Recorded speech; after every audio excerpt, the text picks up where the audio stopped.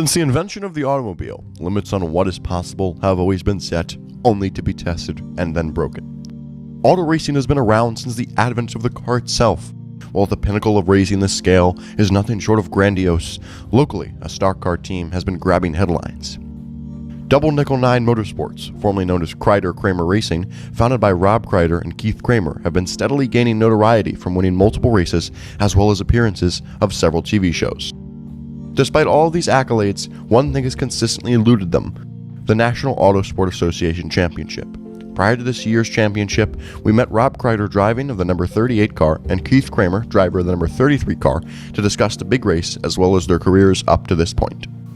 I got started in racing about 8 years ago because it was something I've wanted to do my entire life, and I reached a point in my life that I had an opportunity. I met my buddy here, Rob, and he's a lifelong racer, and I hounded him to take me racing, and he did, and we won our first race and got hooked ever since. I got started racing essentially the day I was born. I grew up in a racing family, always knew I wanted to be a race car driver. No matter what happened in my life, I was always dedicated to that goal, to race cars. It's sort of a drug. It's something that you sort of get addicted to, chasing that adrenaline high, and something I've done my whole life. So I started racing in high school, actually, drag racing a 1978 El Camino, business in front, party in the back. And once I moved on from that, the first race I ever won actually was in a 1977 Honda Civic hatchback in an autocross. So it's kind of cool now that that was my first racing victory, that this year I'm actually racing in the highest level of Honda racing, which is the Honda Challenge in Acura Integra. So kind of full circle for me, but there's no question about it. Racing, it's in my blood, and it's what I want to do. The days leading up to the race were full of tension and stress, but as 0 hour approached, the team felt confident.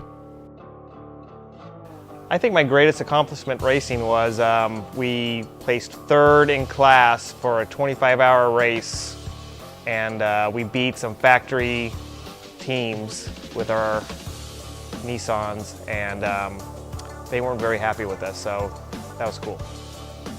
When I was about 9 years old, my dad was in a pretty rough accident at the racetrack. He broke his back. He's been confined to a wheelchair ever since. That certainly slowed things down at Kreider Racing. So there was a time when I never thought I'd be a race car driver.